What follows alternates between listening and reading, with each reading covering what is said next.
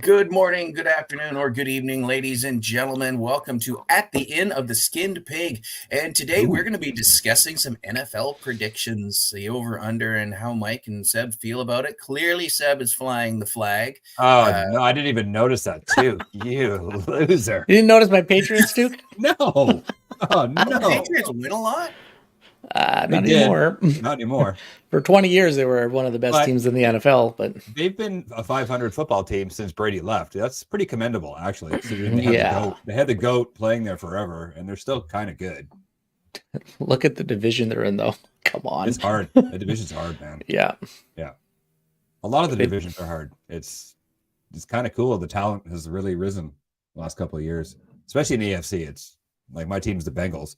I don't know how I should have put my toucan or something. I didn't even think. You should have. I You should have, but I was running a have. little bit behind and having technical difficulties and cords unplugging themselves, and my desk is a mess. I mean, I'm hopeful with them grabbing Elliott, but I can't ever really see the Patriots as a running team.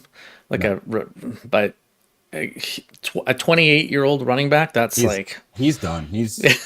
He won't even last the season. I think Uncle Bill will just get tired of him and off you go. It's amazing to me, like as adolescent growing up wanting to play football, why you would choose to play a running back. Like your longevity in the NFL is for elite running backs is like 4 to 6 years. Yeah, that's it. That's your career, 4 to 6 years. And when you're 28, you're old. Yeah. And look at Jonathan Taylor. All these running backs want to get paid, and teams are like, no, we could just draft a guy that's 4 years younger than you and doesn't have the mileage you got, and pay him a fraction. Here's the ball and just run and get trampled on. Like it really sucks. Go. Like I feel for the guys, but it's. I don't think there's any other sport on the planet that has such a short career for one of their positions. Like, name me another sport that only has like when your prime years is on average 5 years. Yeah, right. I think the average in the whole, if you put all the positions together, I remember the stat was like 2.5 years is your average career. Yeah, and I'm just talking about elite running backs, like the best of the best is like 6 years. That's it. Yeah. Yep. You know, the average running back, 2 years max, 3 years maybe. Derrick Henry's old now. Yeah. It's like, holy crap. Well, even with my beloved Bengals, Mixon, I think, is 28. He's in his probably last year of his prime, basically. He declined last year, and he just didn't have the explosiveness that he had a couple years ago. Like, what elite running backs started for teams when they were in their 30s? I don't know if I can name really any. No, I don't think. Like you could think like Marcus Allen or something, but that was a different. He's time. a special player, though. He was a special player. He's the only one I can really think of that was old and played till Eric Dickerson, maybe. Maybe, yeah. Dickerson was good. Yeah, but you're right. Like running backs, you just get beat up quickly. Yeah, you get especially if you're a run heavy team. Daily basis. Literally, like you're running in there like brr, brr. Well, and that's why practices now are mostly unpadded. There's no contacts, and they're just trying to prolong their careers. Nope. Dickerson's greatest years were from 83 to 89. So, in 89, he got 1,300 yards rushing, and then in 1990, it was down to 670. Yeah, because where did he go? He was in Indianapolis. He was in the Rams for the first 5 years of his career, and then he got traded in 87 into the Colts, and then he ended his career in the Colts. Okay. Well, he went back to LA, the Raiders, and then Atlanta. But I mean, in 93 was his last year. He only played 4 games, 91 yards. But even case in point, look at Bo Jackson, the greatest athlete ever, in my opinion. He's up there. Running back, and he played 2.5 years in the NFL because he had that injury that at the time they didn't have the technology to fix. Because Tua had the same thing a couple years ago, did the hip thing, and they just, let's just fix it up and you're good. And Bo had to get his replaced. And that's just, can't imagine that. Bo knows. Right? Bo knows. You ever watch that 30 for 30 with Bo Jackson? No, I did not. I have not, actually. Oh, dude, you have to watch it. It's amazing. It really just shows his otherworldly talent and just how special that dude really was in football and baseball and everything. Like Yeah, look at it. I'm sure it's on YouTube. You got to find it. It's so good. It blew my mind, like how amazing this guy was. Even like he got drafted by the Yankees, and he's like, "I'm not playing for you." It's like, what? Who says no to the Yankees? Apparently, Bo Jackson. Who likes money? Really? Right? Like, come on. Apparently, soccer players do, because a whole lot of them have just gone to fucking Saudi Arabia. Yeah, right. It's like a mass exodus. Now they're all going. Somebody put this like meme video on TikTok about like, oh, the Champions League is coming up, and then they showed all the players that aren't playing in the Champions League. Like Messi's not playing in the Champions League because he's playing in the MLS. Benzema, Ronaldo, they're playing in Saudi Arabia, so they're not playing in the Champions League. Yeah. Suarez is in South America, he's not playing in the Champions League. There's so many elite players in the tail end of their. Neymar's not playing because he's in Saudi Arabia, and you're just like, oh man, okay.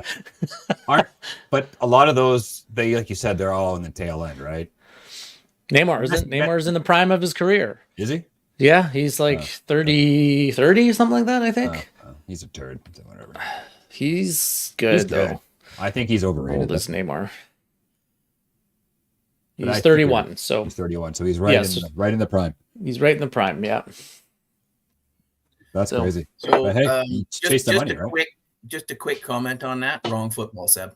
Oh, That's oh, real football. that's real Today, we are discussing Watch it, real American football. murder egg ball.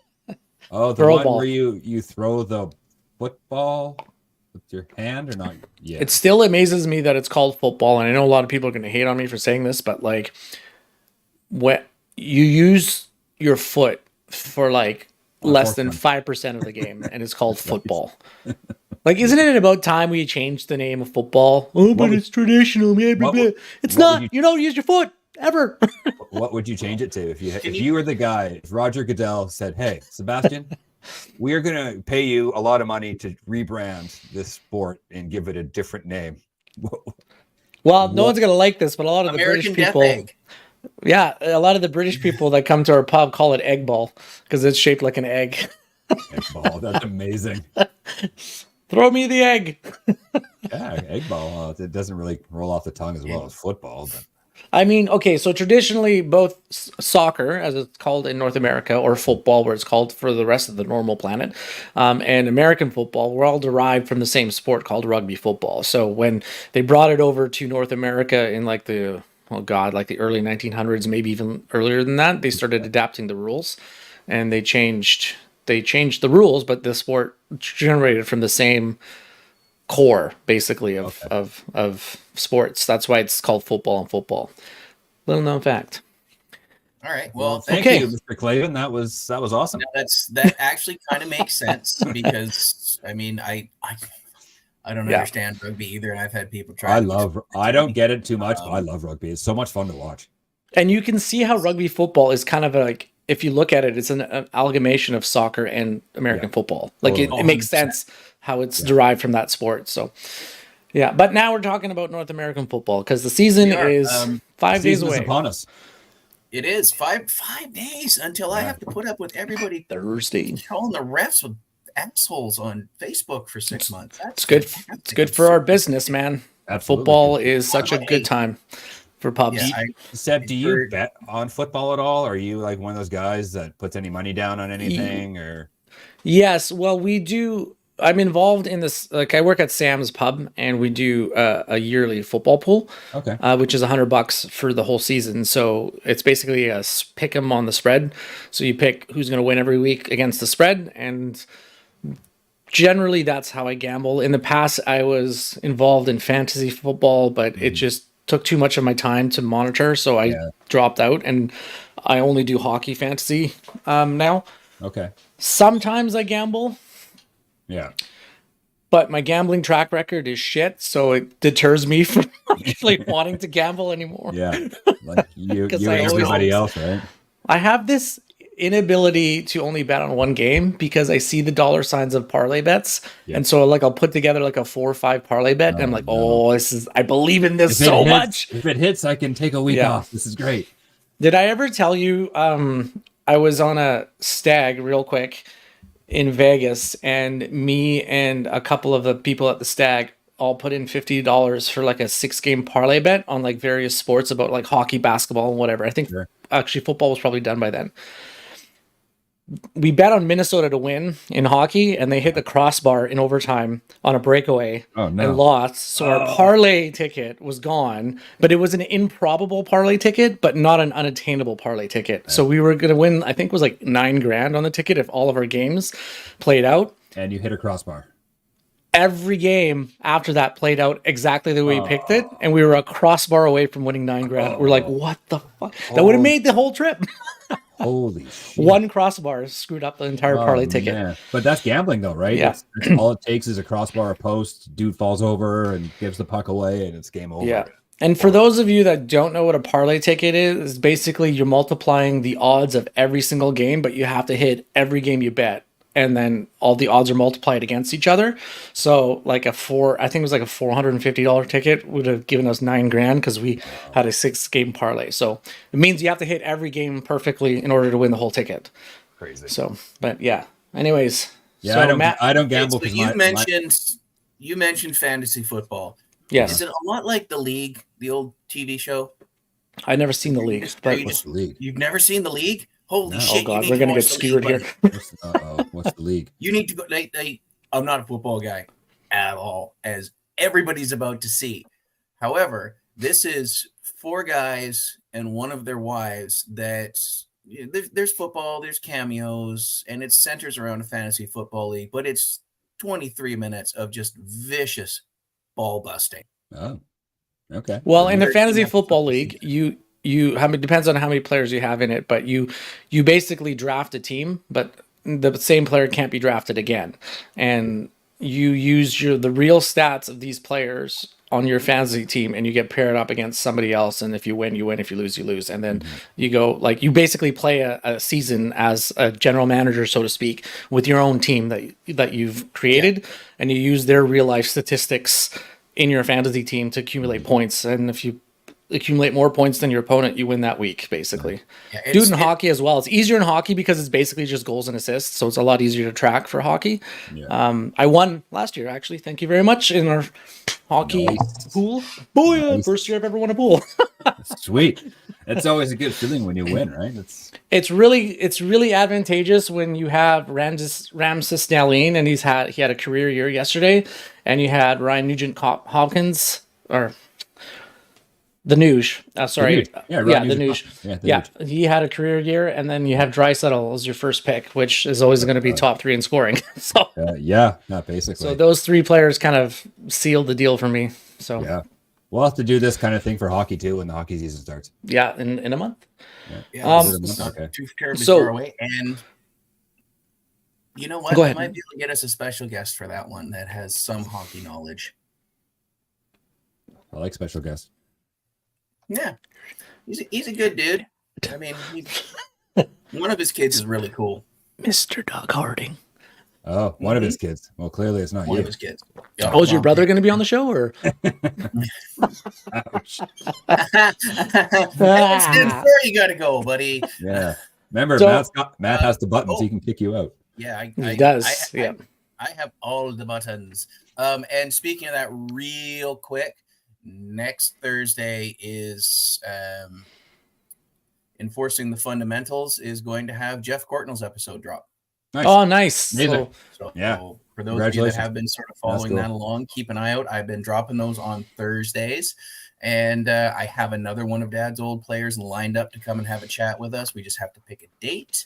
Nice. So that will be announced soon. And so anyways. Fire the link to me at some point, and I can post it on my socials for people to tune into. Yeah, you'll see them all. They're gonna come through. Super. If I had socials, I would do that too, but I don't. So, sorry. And you want to be a podcaster and you don't have socials. Come on. I know. Yeah. I'm glad you said it. Okay, so you guys are talking back and forth. You guys clearly Seb is a Patriots fan, or he's a hipster and he's wearing it ironically. No, he's no. This goes back to forever. Back in the fucking Drew Bledsoe, baby. Yeah, it was the Drew Bledsoe days back in the late '90s. Yeah, when we watched Super Bowls and stuff together, and he'd be wearing all this stupid garb and be like, "Fuck off, you Patriots." Yeah, no, it's true. And I shouldn't like them because it's a Boston team, and I hate I hate the Bruins, but so what brought you? Was it just Drew Bledsoe that brought you to that team? It was a lot of the people I worked with early on, like in the early 2000s and whatnot, were Patriots fans. So I don't know, it just rubbed off on me early. You know, Absolutely. my late teens and early 20s. So and to attach yourself to a team that's won more Super Bowls than anybody else and having some of the greatest players of all time. But yeah, so 20 years, it's funny because I started liking the Patriots before Tom Brady was even drafted. Yeah. Okay. So it just happened that they drafted the greatest quarterback of all time. Yeah, in round 6. Yeah. Right?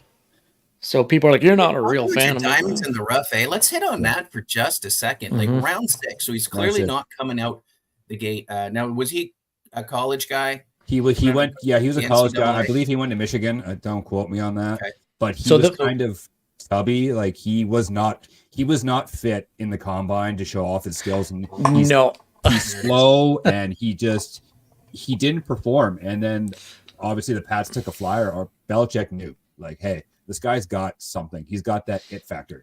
Well, there was the infamous conversation. I think it was Robert Kraft, and Tom Brady walked up to Robert Kraft after he got drafted and said, this is not a mistake. I will like, he came up with such confidence and goes, I won't let you down. This is not a mistake of you drafting me. Like, I will become one of the best quarterbacks ever. And he did have the worst combine stats of any quarterback that I hear. Awful. But what you can't deny... Sorry, go ahead, Mike. No, go, yeah. So what you can't deny about Tom Brady is his intellect and his mind for the game. Like, he studies the game more than any other quarterback ever has, I think. Like, and he's just his ability to, like... He's kind of like a Messi in a sense. Like, when Messi walks around onto the field, he's not walking. He's walking, but he's studying the entire movement of the play. And Tom Brady's a lot like that, where he studies every individual player and how they move and adjust. And he's how many last-minute game drives has Brady had in his career where he's just taken a team and go, no, not today, we're going to win. Today we're going to win. You're not today. And every time you'd see it, it's like, oh, fuck, here we go. Here we go again. Yeah, here we go. Can this guy go away already? And it was like 20 years of that. I mean, there's only a handful of quarterbacks in the history that I would have full confidence in a last-minute drive. Favre is actually another one, but he had some... Favre was unpredictable and just... That's the thing. He made a lot of dumb plays, and Brady never made those really dumb plays because, like you said, his intellect was just so high and just Yeah, Favre was a desire for a human highlight reel. Like, he wanted that, like, 45-yard screamer pass between two double coverage into, like, the numbers, and then I think he's also the highest intercepted quarterback of all time. I think so. He threw a lot of picks, and even like if you go to Peyton Manning too, he's like that Brady. The intellect and the student of the game, and just with the forehead that size, come on. There's got to be some brains in there somewhere. Like, there's got to be a lot of brains in there somewhere. The landing pad. I'm sorry, Peter, right. I didn't mean to say that. You, hey, whoa, okay, my forehead doesn't stop. No, you crafted that forehead. I grew mine naturally. Good word for it. Yeah. I mean, not talking about football, but in hockey, the other two notables that were drafted super late that became Hall of Famers is Henrik Zetterberg and Pavel Datsyuk. Like, I think they were drafted in like the 5th and 7th round, I believe. Wow. Bure is a misdemeanor because he was supposed to be drafted first, but there was some issue with him not being eligible. And then Pat Quinn did some digging and found that he was actually eligible and drafted him in, I think it was the 5th or 6th round of that draft. But he was legitimately going to go next year as the first round overall pick. Oh, absolutely. But they found, I think maybe Matt can clarify this, but there's a certain number of games that you need to play to be like eligible to be drafted in junior or something. So they were looking at that, write that question down and save it. And because we're going to bring an expert on for our NHL show. That way I can just sort of sit quietly. Ask the question. Yeah. Oh my God, my cat's okay. So what I was aiming at here is, you got a Patriots fan, we got a Bengals fan. Both of you, as long as I can remember, Patriots and Bengals. I mean, and Mike, you took some serious fucking shit. Oh, my team for sucked a forever. long time. Long time. The best right? player that the Cincinnati Bengals ever friggin' produced was Brian Pillman, and that was because he went on and had success in the wrestling ring. No. Everything else, shit. Dude, I'm gonna say Boomer Esiason. That's okay. Here's my question. Yes. Before Mike kills me. Fucking wrestling. Yeah. On your over under for the wins this season, I've looked this up on Pro Football Network, profootballnetwork.com. Okay. What are your wins over under for the Patriots, Seb? What do you think they've done? No Googling. I can Patriots? It's pretty low. I think it's low, but I think it's deceiving. The problem with the Patriots is they're literally, and I'm glad you're starting here because we're starting with the AFC East, and that's like the first division usually. I wrote it down alphabetically is the way that's turned out. Okay, well that's fine. No I think they'll be lucky to get 8 wins. Really? Okay, so you're calling 8. They're not they're doing over well. under. Yes, Mike, 8 wins. What do you think the Patriots are going to do? I think they're better than what their biggest fan is giving them credit for. I understand their division is tough, but if you think about their division, you got the Bills, who are regular season good. Okay. The Jets are a huge unknown. They got old man Rodgers as quarterback. That's a big factor. Like, you don't know what you're going to get. You might get MVP Rodgers, or you might get last year Rodgers. Well, if you get, I think you're going to get probably a combo, but I think at the end of the day, you're getting last year's Rodgers, right? Because he's 40. He's not like, I think he has something to prove, though. I think he's possessed to, like, I think the Patriots are better than the Jets, my personal opinion. And then you got the Dolphins, who are completely stacked, but with a quarterback that you knock him on the head, it's over. Like, he ain't playing a full season. Tua's getting injured at some point. He's never played a full season in the history of his career. Even in college. No, absolutely. Yeah. So long-winded answer. I think the Pats are going to win 9. Okay, so you're going one more. I think they're going to be 9-7. They'll probably be 3rd in their division. That's sort of where I'm looking. I actually agree with you. I think they'll be 3rd. But there is a scenario where they could end up winning the division too, because there's no shot they win over the Buffalo. Think so? No, I don't. They're not good enough. They're not good enough. They're just not good enough. Buffalo's one of the best teams in the league. They're not. Okay, this is the way I have it broken down for the division. I have Buffalo winning the division. Mm-hmm. I honestly have the Jets finishing 2nd, the Patriots 3rd, and I actually think the Dolphins are going to tank because they don't have a quarterback. They have a quarterback that gets injured and only plays 4 games a season. Yeah. 6 maybe. Like, how do you plan your offense around a quarterback that you know inevitably is going to get injured? Right? Like, I don't believe in Tua as their franchise quarterback. Yeah. I mean, when's the last time Miami's had an elite quarterback?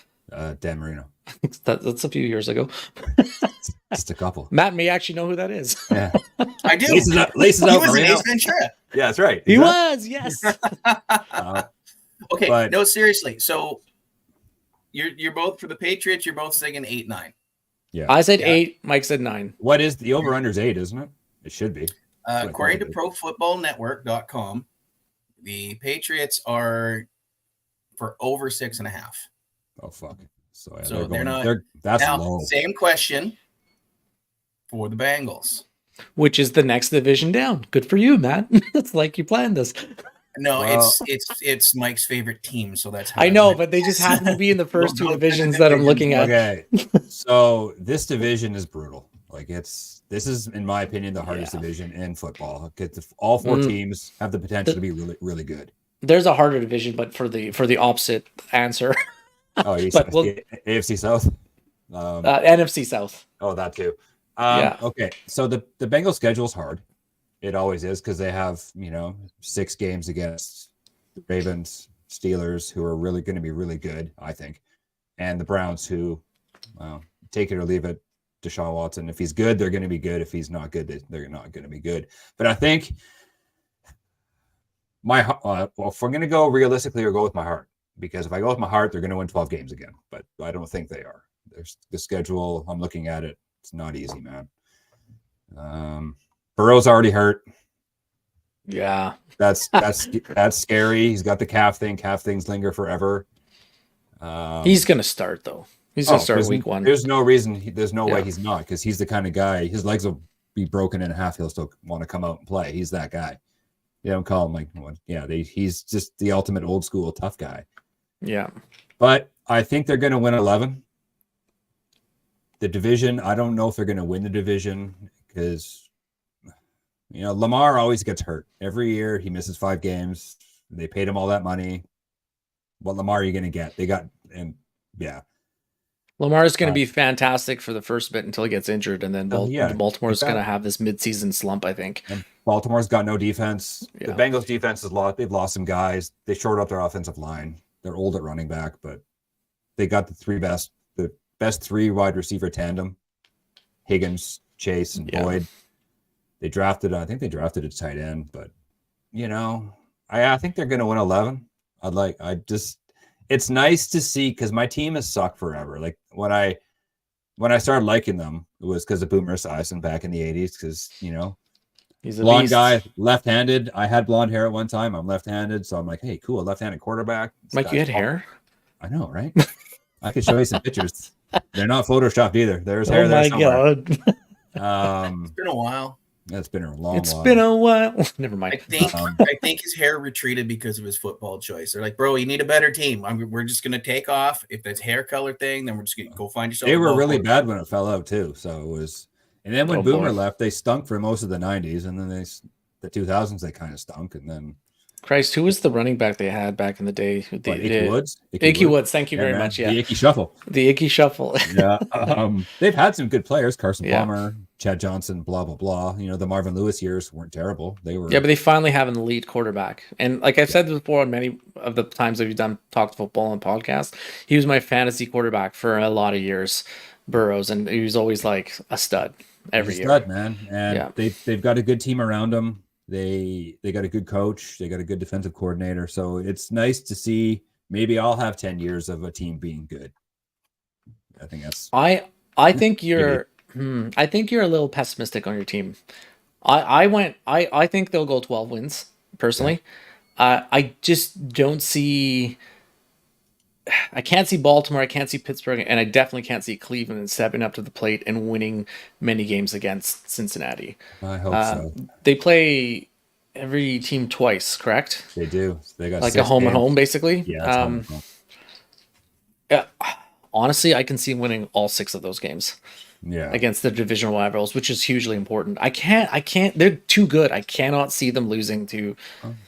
Maybe they might lose to Baltimore at home. Or in Baltimore, maybe, but I don't know. I can't see the Bengals not finishing. Probably, they finished. I would say they'll finish second overall in the conference. I'd like to see that. Yeah, they're slow starters. Yeah. Like they were 0-2 last year to start, and then they finished real. They ended up being 12-4, so they went on a tear. But Halloween. The Browns killed them. It was like 33-6 or something stupid. They just didn't. There's a couple of games where they just don't show up, but every team does that. Yeah, really, except for Kansas City. But whatever. Okay, Matt, what's the over/under on Bengals are under 10.5 according to Pro Football. So they have them winning 10 games. Hey, yeah, basically, I take the over. You take the over on that. Yeah. Here's something else I've got. So for both of your teams. According to WSN.com, the New England Patriots, Isaiah Wynn must protect Cam Newton's blind side. Cam Newton? What website are you looking at? That's from last year, I think. That's from like 2 years. That's old. Cam Newton is not their quarterback anymore. It's Mac Jones. There we go. Okay, so they're that proving how much attention I'm paying to so in general. He's right. So a couple years ago they drafted Mac Jones, I think 10th overall. He's not an elite quarterback. He's not. He's Tom Brady-esque. He can't run very fast. He's same idea. Just he's not good though. He reminds me of like Eli Manning. Like Eli Manning was never an elite quarterback, but he was like good enough. He won 2 Super Bowls, and then everyone thinks Eli Manning is like this elite quarterback. He's never been an elite quarterback. He just had 2 phenomenal years. It wasn't him that won them the Super Bowls. Let's put it that way. No, it's the helmet catch. It's the helmet catch. Their defense. It was all sorts. Yeah, it was Bill. Yeah, or it was. I was gonna say Bill Belichick. Wrong team though. So I'm just gonna basically be over here for the fans of the league. I am some sort of weird cross between Taco and Andre on this subject. Okay. You ask the questions of the common man that doesn't know the questions. That's right. To ask, which is perfect. So you're the voice of the people. Yo! Yeah. I'm sorry, people. Are we going to go through all 32 teams? Or are we just going to just... I think we're just going to go through the divisions and just talk about the divisions. Okay.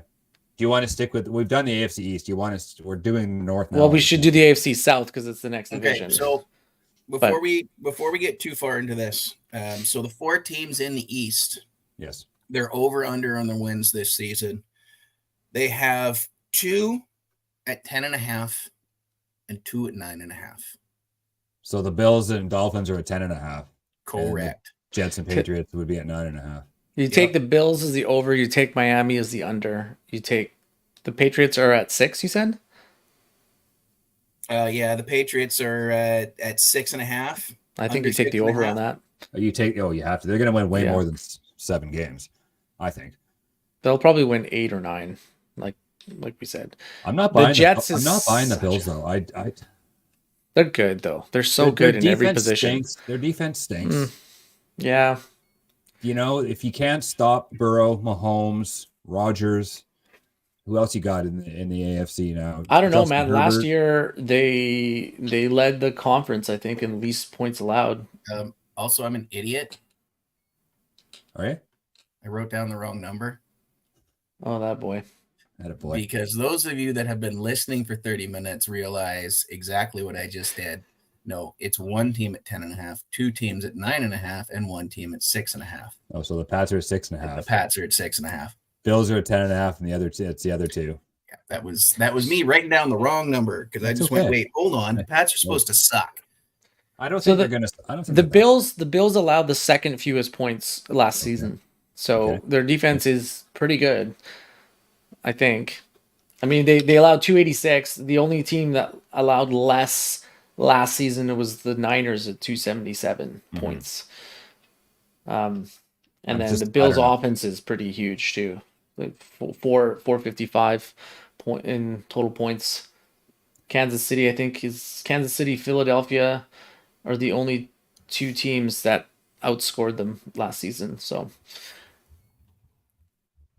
But, I mean, the Bills are going to do what the Bills always do and just trip at the finish line. Absolutely. Like when they played I was waiting for that. Yeah. I mean, 4 years. Yeah, I know. 4 years in a row. And it's just well, they suck. Well, they were the second best team in the fucking league. But for 4 years in a row. Always a bridesmaid, never a bride, right? You got to think they would win at least one of those Super Bowl appearances. But nope, just kidding. Their schedule, I'm looking at their last year's schedule. And it's probably favorable, isn't it? It was favorable. Like you play each team in the East twice, and there was a shit. I mean, I guess the Jets, you could say, were better than expected. They won 7 games last year. Yeah. Well, so week 1 they had the Rams, they suck. Week 2 is Tennessee, they suck. Yeah. Miami, they lost with that weirdo game. And then Tua was probably playing in full effect that game. Yeah, beat Baltimore. Okay, fair enough. They beat Pittsburgh. Pittsburgh wasn't that good last year. They beat Kansas City. Okay, that's a huge win. Huge win. That's a huge win. Yeah. They beat Green Bay. Sucks. They lost to the Jets. The Jets suck. They lost to the Vikings in a weird overtime game. Then they had Cleveland, Detroit, New England, the Jets, Miami, Chicago. Come on.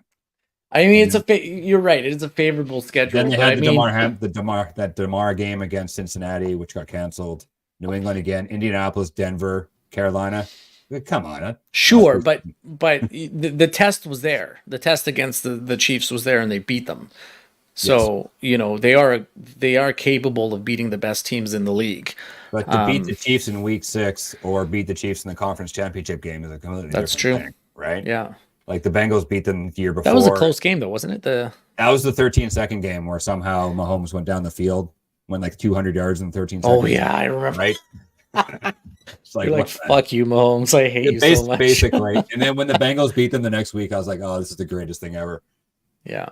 And then I kind of knew the Bengals were going to lose the Super Bowl. But and the Bills' schedule this year is outside of the division, what notable teams did they play? Jacksonville, which you don't know what you're going to get. They play the Giants, play the Bengals again, Philadelphia, Kansas City, week 14. Okay, so they have three huge games. Dallas is going to be good. Dallas is always good in the regular season. You know, I love when Dallas loses because it's the greatest thing ever. The Dallas fans that come to Sam's are some of the most vocal fans. It's like Toronto Maple Leafs fans. They let you know that they're Dallas fans. It's like 1995, nothing. Absolutely. But they always think every year this is the year. This is the year, and you don't. No. You don't do it. You don't. Go back to your hole and grind. No, just kidding. That's right. Okay, so let's move down to the South, I guess, right? The AFC South. Sure. Matt, are you okay with that there, or? Yeah, go. Yeah, go. I have various opinions on this. Yes, just throw a jab in there if you if you feel like it. Okay, so the AFC South, we got the Titans, the Colts, the Jags, and the Texans. So right now, just for the purposes of this show and for the remainder of the season, I am going to pick my team out of this division. Ooh! Guess which one it's going to be for the rest of the season. Is it Jacksonville because Trevor Lawrence has pretty hair like you? Or he's got prettier hair than you because he's rich. You're half right. Oh. It is Jacksonville, but that's not the reason. Oh, no. Is it Shad Khan? Yep. Yeah. Okay, fair enough. Also owned by Shad Khan, who owns the Fulham Football Club. That's right. The Khan brother, the Khan family owns the Jacksonville Jaguars. They do. That's right. And AEW Wrestling. Yeah. So yeah. I guess Ring of Honor now too, right? For the purposes of this season, you heard it here, folks. I am picking a team, and I will not know anything. You're correct, because I do believe Jack wave the flag like a Cowboys fan. There you go. You are correct, though. I do believe that the Jaguars are going to win that division. It's not going to be a pretty division. They may win 10 games. More likely, they'll win 9. I count out the Titans, though. It's going to be close between those two, Jacksonville or Tennessee. I think the Titans. So again, here's our over/under for this. The Titans are under 7.5. The Colts are under 6.5. The Jags are over 9.5, and the Texans are under for 6.5. So, man, I actually think Jackson wins exactly 9 games. Yeah, I don't. I think they'll go 9-8 for the season. I take the under on all of them. Well, except for because Tennessee is good. Because they had injured, they had 22 guys to finish the season on IR, so you had half your team. Well, Jacksonville has 4 wins immediately by just playing the Colts and the Texans. Like they're just going to go 4. Like those are like gimme games. Although having said that, watch them lose. But so they're going to start 4-0 just playing those 2 teams twice, I think, because they're terrible. But so then all they pretty much have to do is win 5 games for the rest of the season, and they'll win the division. But I'm looking at the Jags schedule is hard. Yeah. Like, okay, so they got week 1 at Dallas. Dallas is never mind. Hold on. Week 1 at Indy. Sorry, I was looking at the preseason. Week 1 at Indy. Okay, there's your 1-0. That's what they'll 1-0. Yeah. Week 2 home to Kansas City. They're losing that game. They played them tough in the playoffs last year, but I think they're going to lose. Week 3, Houston win. Atlanta win. Buffalo, it's a toss up. Indy again, there's a win. New Orleans, I'd say it's a win. Pittsburgh in Pittsburgh. That's a tough one. Tough one, right? Steelers are hard to play at home. Steelers are hard to play at home, and they're much better this year. Then they got a bye. Then San Francisco. That's a loss. That's probably a loss. They got Tennessee, Houston, Cincinnati, Cleveland, Baltimore, Tampa, and then they end with Carolina, and then at Tennessee. Yeah. I still think they win the division, though. Yeah, let's look at Tennessee's schedule. See if it's again they have 4 wins that they're going to beat Indy and I'll tell you right now, there's no wild card coming out of the AFC South. No, oh god, no. They are not going to do that. So no, and then the Titans are at Chicago, Minnesota, Patriots, Saints, Chargers, Browns, Bengals, Colts, Ravens, Falcons, Steelers, Bucks, Jags, Carolina. This schedule is way easier, man. I still think Jacksonville wins the division, though. Now, what's the over/under on Tennessee? Is it? You said it was what, 6? On Tennessee, on the old Titans, there, under 7.5. Oh, I'll take the over on that all day long. With this schedule, they're going to win 11. No, yeah, I do. You think Oh so? my God, Yeah, no. I do. So Mike's going- I think I'm taking Tennessee to win the division. Dude, As much as I like Trevor boy. Lawrence, I love Trevor Lawrence. He's awesome, but I think Tennessee's schedule is a joke.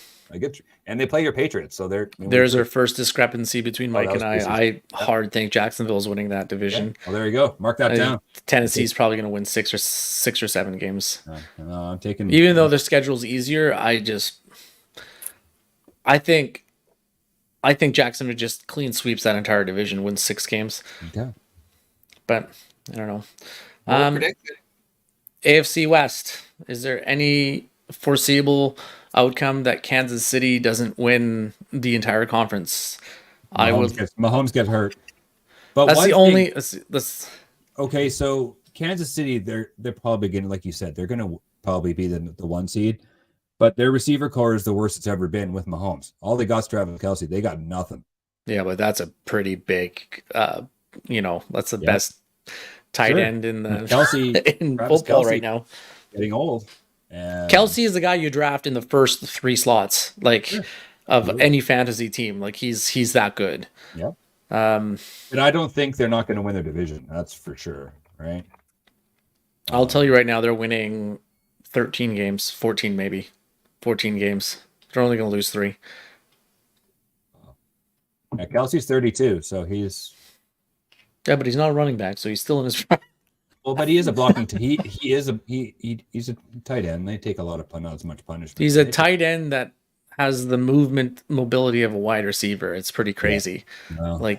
Yeah. It's hard to defend against Kelce. Like you can't. Like he's gonna give you 5 to 8 catches a game for significant catches a game, pretty much, right? Mm-hmm. Like they're not just gonna be like 1-yard tosses. Like he's gonna drive for first downs, touchdowns. Like he's just.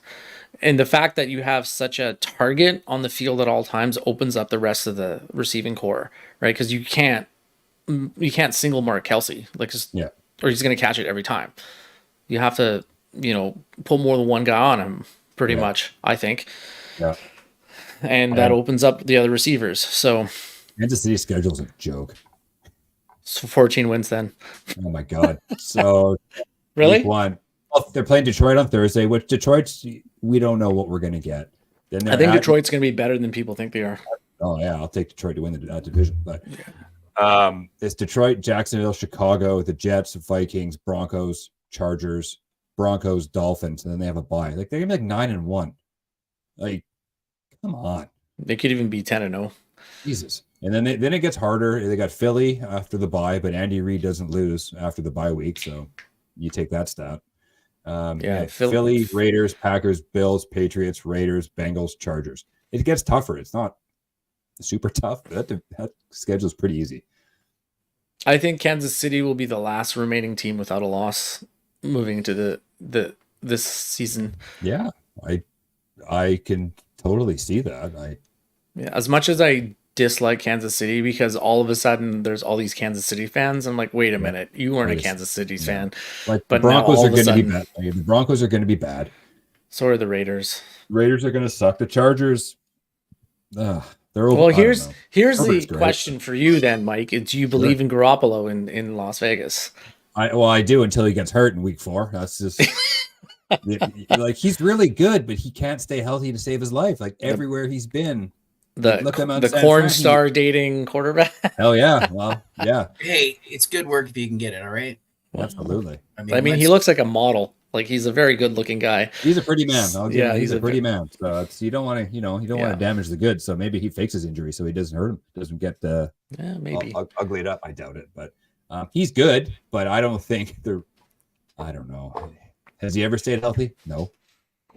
Because if he did, the Patriots never would have let him go. They would have paid him the money to stay behind Brady until Brady left. I think they definitely knew something about him and let go of him. I think whether they get a 2nd-round pick for him. I think they got a first. I think they got. Was it a first? I don't think it was. Maybe, I think it was a 2nd-round pick. Okay, I don't know. Still, even. But they knew they didn't want that guy. So Kansas City wins the division, wins the conference, probably the best record in the NFL, maybe. Or it may be the next team we're probably going to talk about. If we go, yeah. Here's the thing. Okay. The over under for your last division, the West there. They got the Chiefs are tied with the Eagles, and then this website particularly thinks both of them are going over 11.5. Yes, Not take a the over. surprise because that's the last year's Super Bowl. But Yeah, Philly had the They had easiest it schedule plus in the history 9.5. of football last year, so I kind of gonna give yeah, Philly. but they won. They're good. Like, come on. They're good. Yeah. Oh, they're good. Don't get me wrong. The Broncos they have it over 8.5, and the Nope. Raiders Really? the Raiders, they have it under Broncos 6.5. are gonna be. Russell Wilson's done. He's old and he can't Old. run. Well, he can't run anymore. And I don't know about that. I think a smaller frame quarterback that isn't mobile is not good, right? It's one thing to be Brady. He's like 6'5". He's a big man. He can get out of the way. Russ doesn't run. dude, Russell's Russell Wilson awful. sucks in Denver. He does. Like he He's was not awful good. last year. No, they overpaid for something. But hey, look at Seattle. They get rid of Russ and they're good. With Geno Smith. Geno, man. Who would have thought Geno Smith would have been the better option than Russell Wilson? Like, come on. So I think some guys maybe just get older faster. Dude, Yeah. I can't see Denver winning more than 6 games. No, they're not. That's crazy to me. Like the whole team. I understand they have Sean Payton as a coach, but Payton's been gone from the game for a while. Russ isn't Drew Brees. Their receiving core isn't or even Alvin Kamara. They don't have any of that New Orleans juice that Peyton had in New Orleans. Denver sucks. I hate Denver. I just don't like them. But well, you got the climate, the elevated climate scenario when you play in Denver, which a lot of teams, some players may need to get used to that, playing such an elevated climate. But and that's interesting period for that city and any sport or any event, be it football. Look at the NBA, baseball. The ball travels further. NBA, hockey. When the fights or the wrestling comes into town, it's something that I have listened to a lot. When it's like, you think you're fine, you think you're in great condition, and then you go to fucking Denver. Yep. And it is hard to get your wind. You realize you're not. The altitude just sucks the life out of you. I think for any visiting team in Denver or any athlete trying to perform in Denver, you got another thing coming if you think you're ready. Yep. Period. Yeah. You have to be very specific on how you train for that. And there's very few places, even in the world where, high altitude training is a thing. I mean, Big Bear, California is very predominant for doing that sort of training for combat sports, and in particular, actual wrestling, not pro wrestling. Well, Habib, the old UFC fighter, said it best, where you need multiple weeks to acclimate yourself into whatever scenario you're going into, right? So like in the UFC, when you're used to fighting at 7 p.m. Pacific Standard Time, and then you have a UFC main event in like Abu Dhabi or in London, where your entire time frame shifts around. He's like, a week is not enough time to get acclimated. Like you need to get rid of the jet lag first, and then you need a couple of days of hard training in that environment to like get your body used to waking up at a different time internally.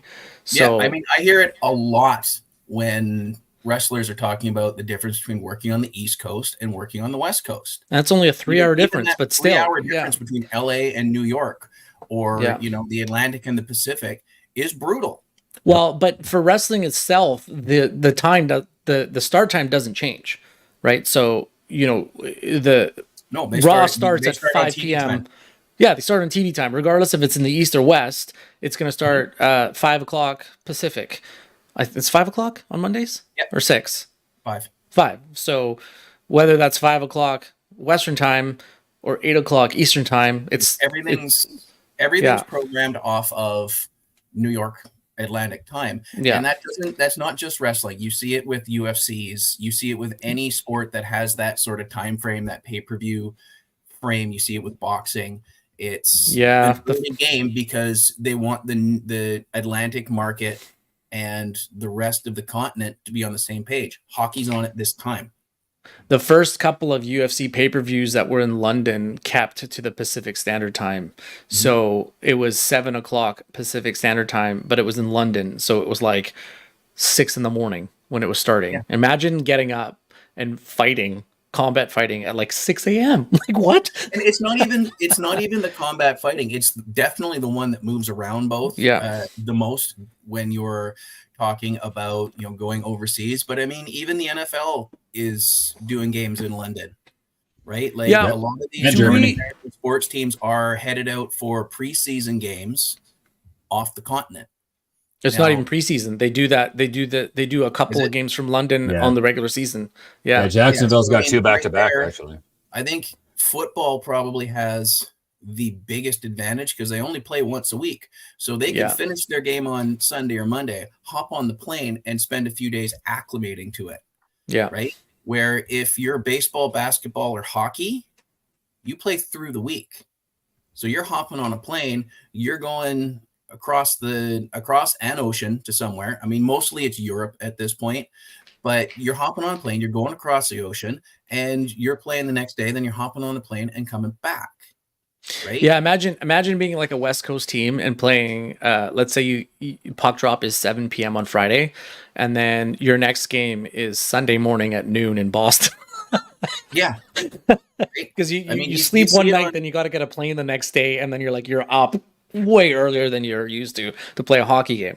So, because I mean, a noon game, you got to be up at like 6 a.m. to like properly eat and whatnot. So, yeah, they got 2 games in Germany as well this year in football. Yeah, that's the first, isn't it? I don't think they've ever played in Germany. Too. Did they? Yeah. Okay. Yeah, they got the Dolphins and Chiefs are in Frankfurt week 9, and then the Colts and Patriots week 10 in Frankfurt as well. Because they always play a bunch of games in Wembley, I believe, every year, right? So Baltimore's playing Tennessee week 6 in Tottenham. Jacksonville, Tottenham, they're playing Buffalo week 5. And then Jacksonville at Wembley week 4. So they get 2 weeks straight in London, which are only 3 hours away anyway.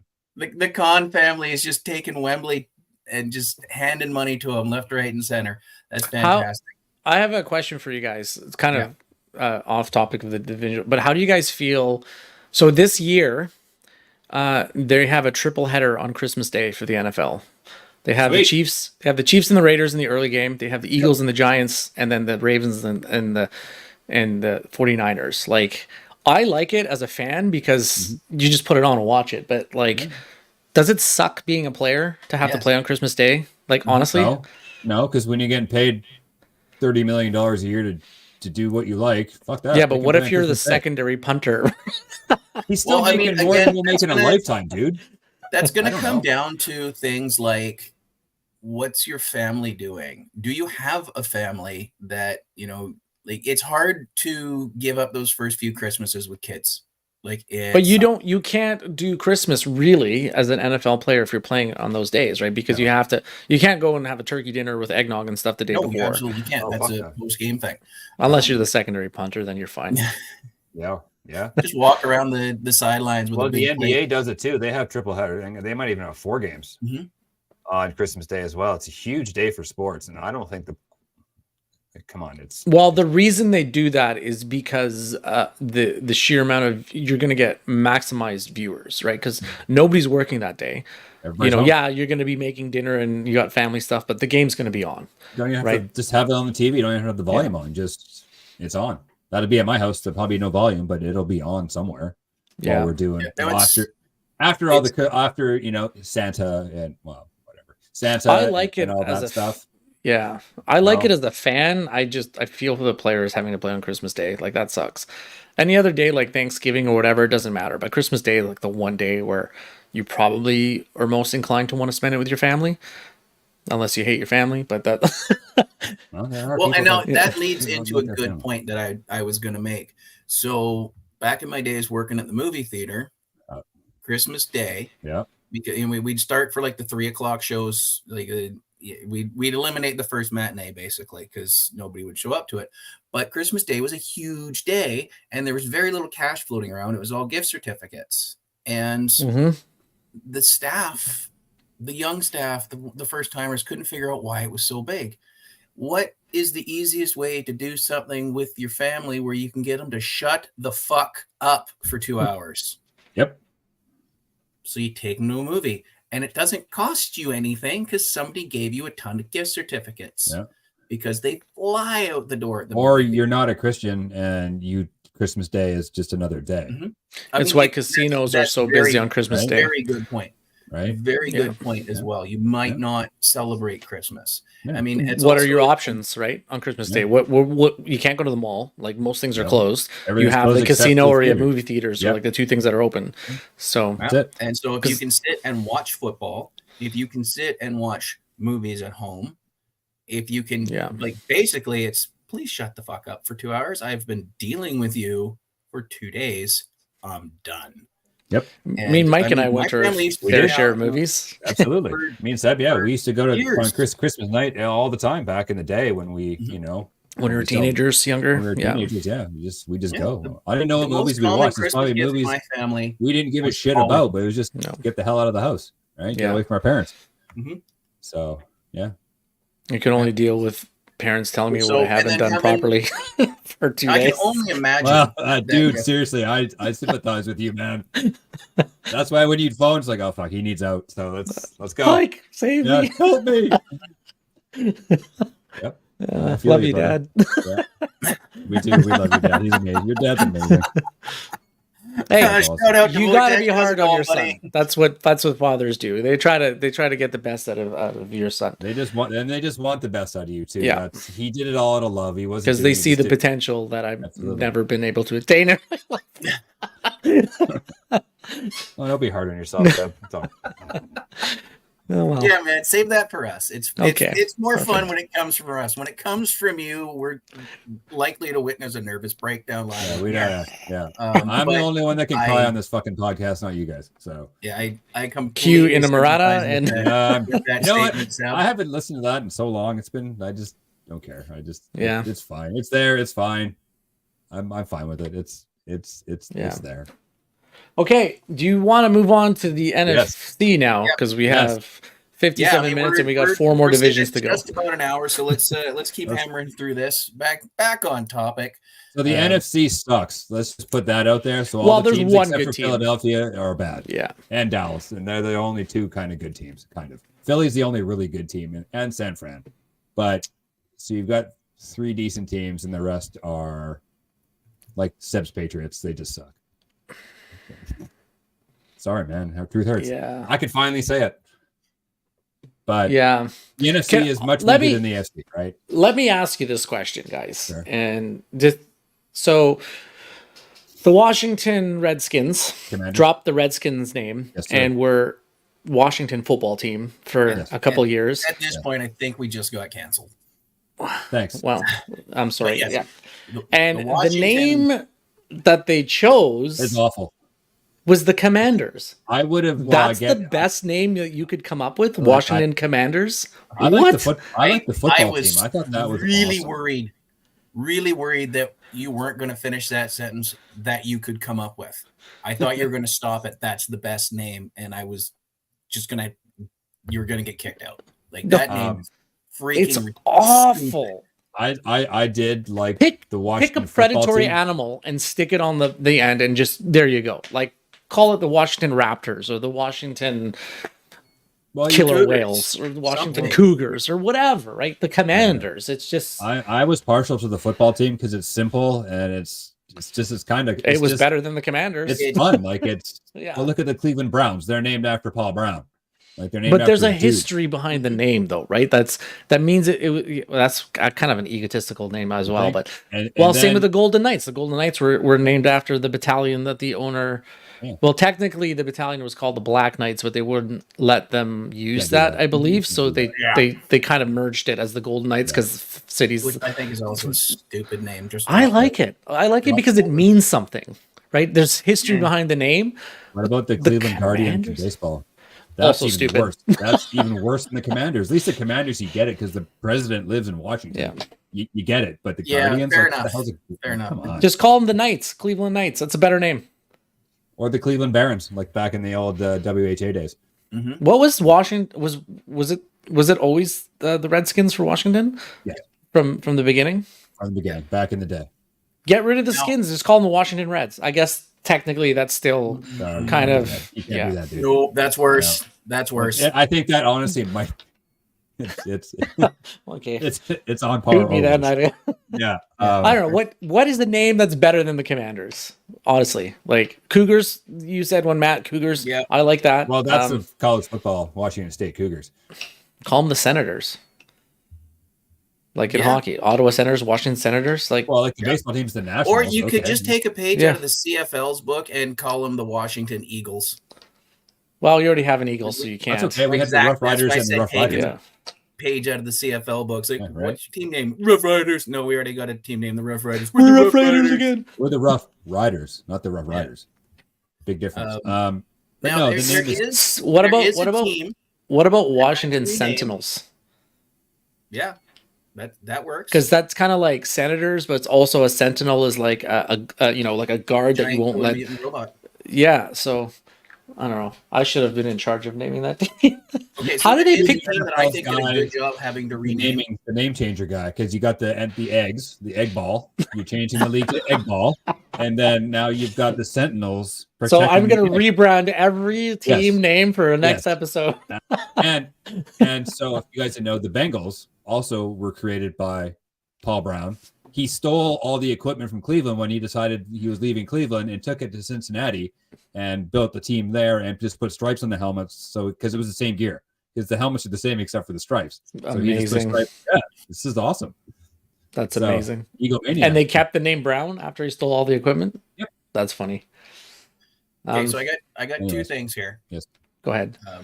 So there's one team I think did a really good job renaming themselves after having that same sort of controversy that Don't say the Washington and Elks. Cleveland Don't say did. the Elks.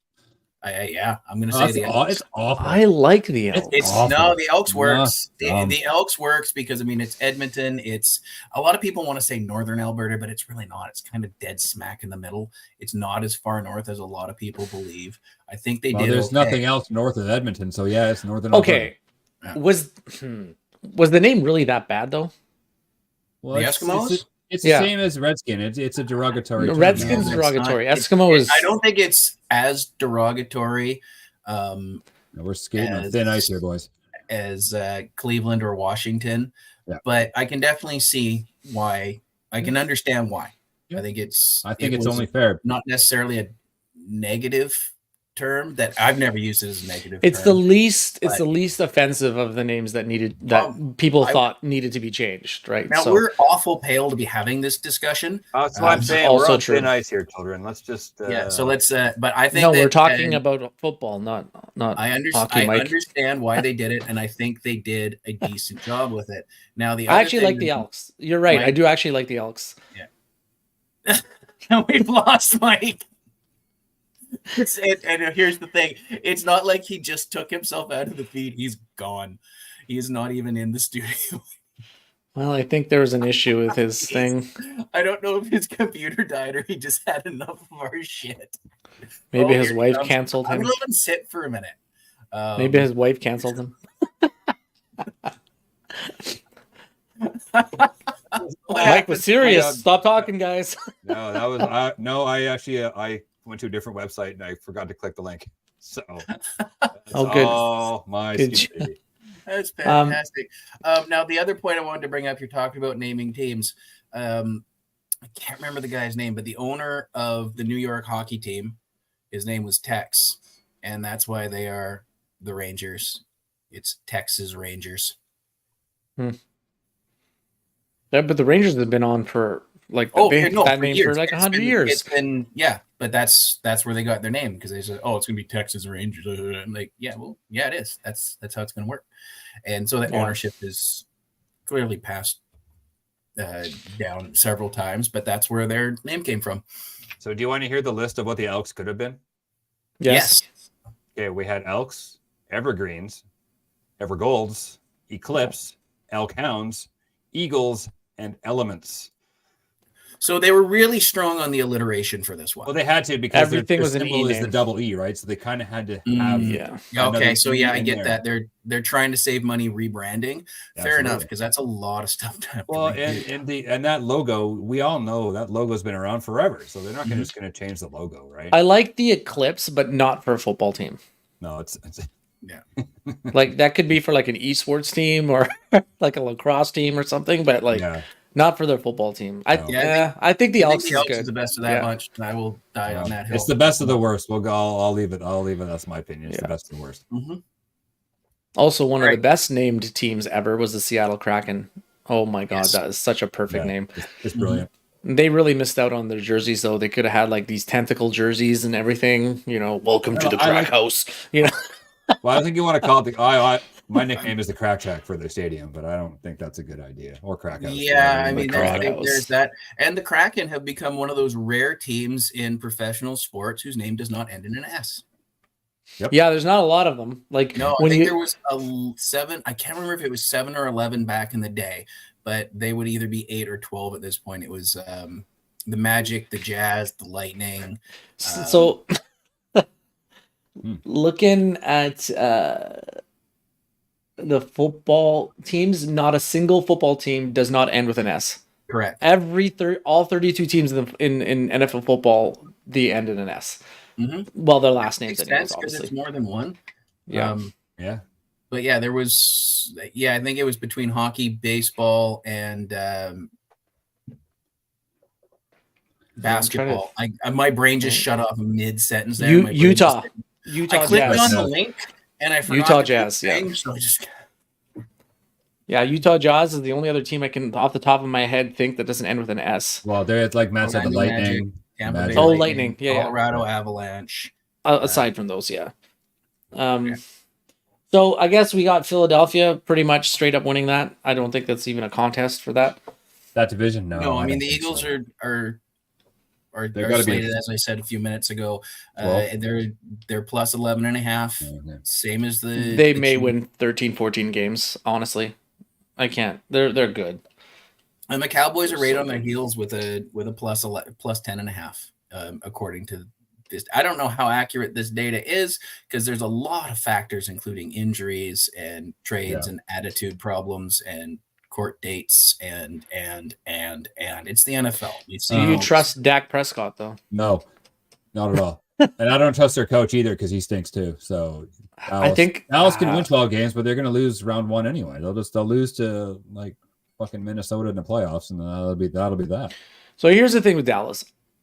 I believe they can win 12 games. I would not be surprised if they win like 6. No, I think 6 or 7. Well, maybe more. Like 8. Let's say they win 8. I wouldn't be surprised if they only win 8 games.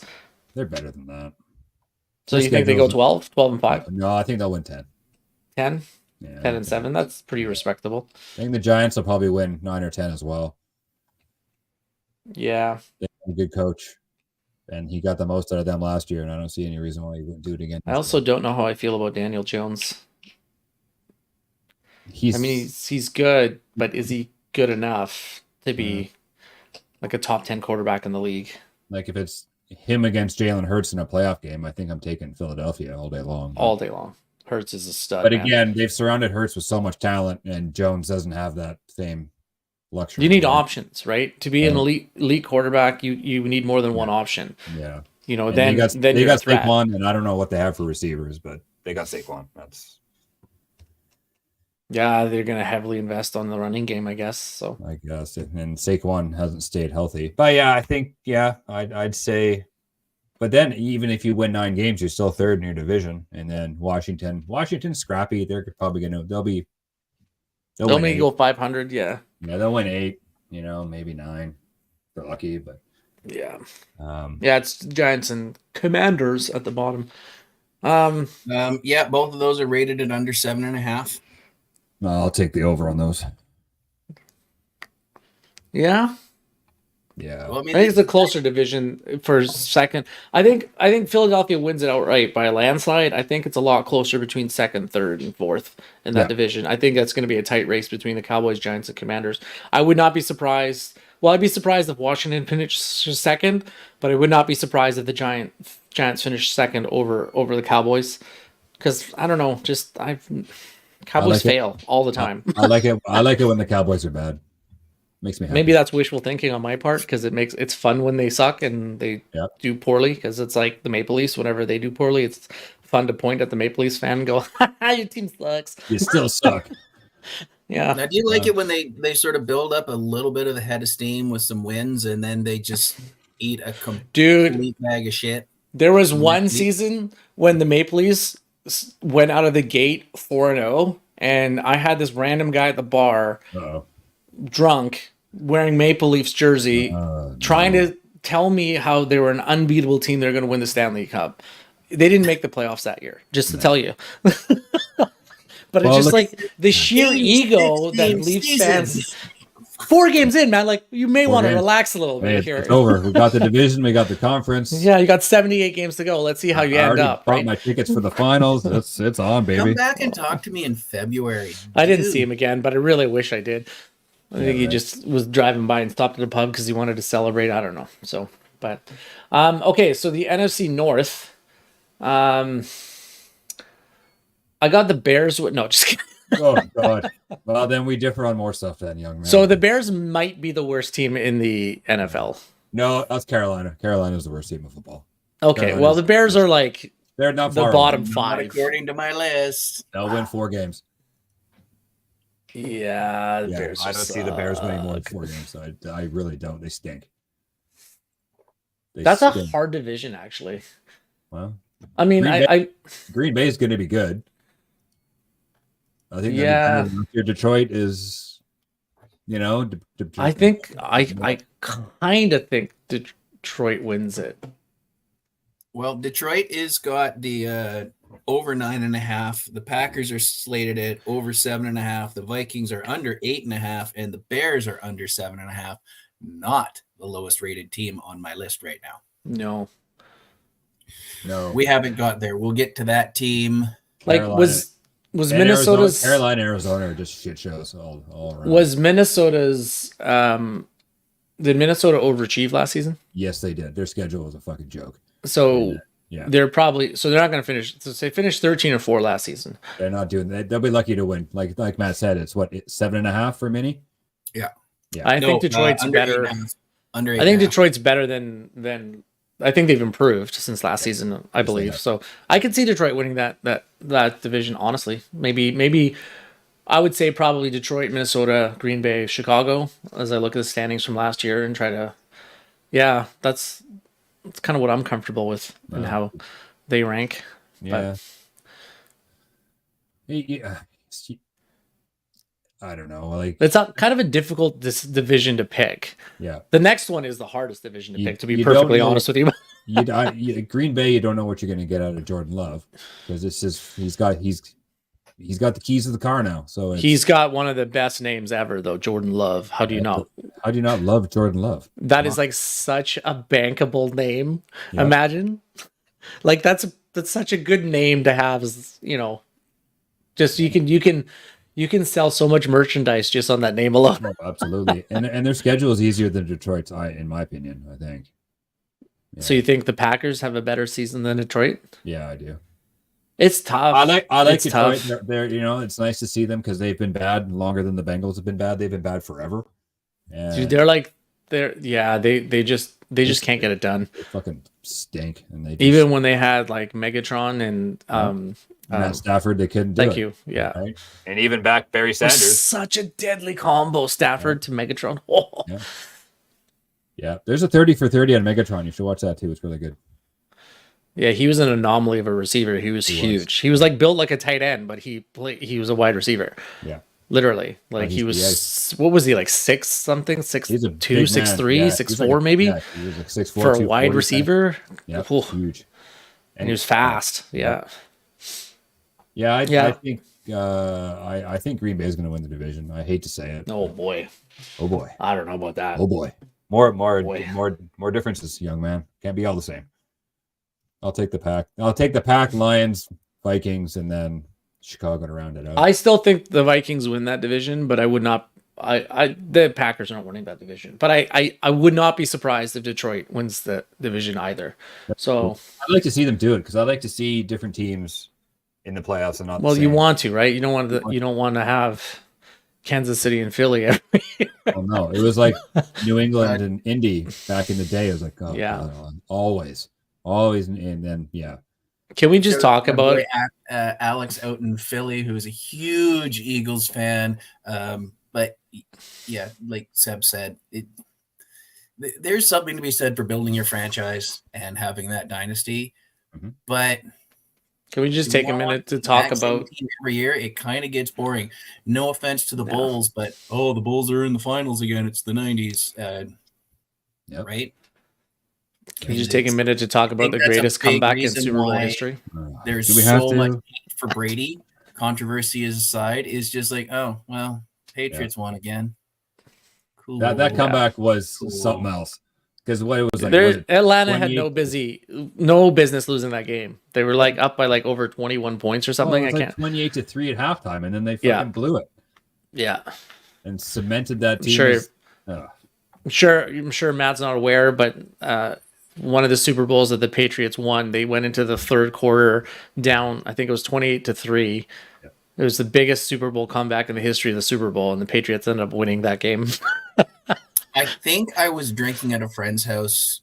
It was crazy because you could see this whole thing happening, and you're like, "There's no way." Yeah. They're gonna. Yeah, there's no I way. definitely There's remember no way that. they're gonna come back. But then you're like, "Holy shit, they might actually do this, right?" And so, because at halftime, you basically rid off the Super Bowl. Like you weren't like, "There's no point in watching it. There's no way the Patriots are gonna win." But yet, it just started to they started to creep closer and closer and closer, and you're like, "Oh my god, they're gonna do it. They're gonna fucking win the Super Bowl." Yeah, I definitely remember seeing that. Yeah. There was a stretch of years where a bunch of people I knew from the karaoke scene would get together and watch that. I don't remember which house we were at, but I definitely remember going, "What the fuck is happening here?" Yeah. All of a sudden, the guy that had been, and it wasn't me because I don't pick a team. I just show up to day drink and eat food. The guy that was just getting crapped on the entire game is just rubbing everybody's face in it as they get. He's doing the floss Fortnite dance. They grab another touchdown. It's like, we're making a comeback. It's like, yeah, it ain't going to be enough. And then they pull ahead. Yeah, And the voting was astounding. Yeah, it's amazing. And we're just sitting there going, what the fuck just happened? And that is one of the examples I have for the NFL is as scripted as pro wrestling. Stop it. Just fucking Stop it. Okay, let's move along. Move on. I've been waiting an hour, 17 minutes, and 30 seconds to get that. I Get that out of your mouth or what? God. So the NFC South is next, and this is easily the worst division in the entire of all the divisions. Sure is. You can pick any one of these four teams to win the division, and you'd be correct. Wow. No, I think it's the Saints is to lose because they're the best of the worst. Those four teams. But you could, I would say the Saints have nothing. like the slight advantage to win. But can you see Atlanta or Tampa Bay winning it either? No, Carolina's a dumpster fire. So this may be the division with the division winner that has a losing record, actually. So interesting. Yeah. So I would be surprised if the over under on any of these is over like 8.5. No way. Actually, there are two. Are they at 9.5? There's one at 9.5. Jesus Christ, really? That would be the Saints, I assume. 9.5, and the Falcons, they're looking at over 8.5. No and way. then the Bucks are looking at under 6.5, and the Panthers are looking at under 7.5. So what? Under 7? They put the Bucks as the worst. Still team. not the lowest predicted team on the list. Holy shit! Well, that's got to be Arizona then. Jesus. Oh, it is. Yeah, it has to be Arizona. They're bad. They are bad. This is a hard one to predict, man. Yeah. Oh, I still think it's the Saints to lose. I'll take the under on Carolina, like the under on Tampa. Who's the quarterback for Tampa Bay now? Baker Mayfield, I think. Oh, you're right. Yeah, I think you're right. So is that where he went? Yeah. So yeah, because Tom Brady retired last season. So So it's Baker. They got nothing. They stink. I only know Baker Mayfield because he played at OU, and Jim Ross talks about that a lot on his podcast. So. Well, he was the Browns' future quarterback, and then that didn't happen. I mean, he had a good couple years in Cleveland. But yeah, they sort of shipped him out pretty quick. I felt for him because he's a tough guy. He likes to play. He's a competitor. He wants to win. but he's never been put in a situation where with elite athletes around him. no, It's not always really. be like, you're the best guy on the field, go do it. And no offense to Baker Mayfield, but he shouldn't be the best guy on the field. Like he's not like a Mahomes or Brady. He's got the grit. He just doesn't have the elite skills. Yeah. Right. Yeah. He's got that desire to, win, but he just Dude, is it just me or have the Browns had like 47 quarterbacks in like the last 30 years? oh my god, it's every Year there's a new quarterback for the Browns. If Deshaun is bad this year, and I hate Deshaun Watson, he's a despicable piece of shit. But so is tell me how you really feel. he's a great guy. If he stinks this year, what's Cleveland going to do? Like they have to go do again, right? They just I don't want to talk about the Browns because they're dumb.